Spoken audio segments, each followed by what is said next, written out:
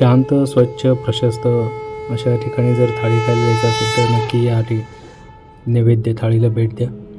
नैवेद्य व नैवेद्यम हे दोन वेगवेगळे आहेत. हे गोले रस्त्यावर आहे, एकदा अवश्य या. वदनी कवळ घेता नाम घ्या श्री हरीचे, सहज हवन होते नाम घेता फुकाचे. जीवन करी जीवित्वा अन्न हे पूर्ण ब्रह्म, उदर भरण नोहे जाणिजे यज्ञ कर्म. जनी भोजनी नाम वाचे वदावे, अति आदरे गद्य घोषे म्हणावे.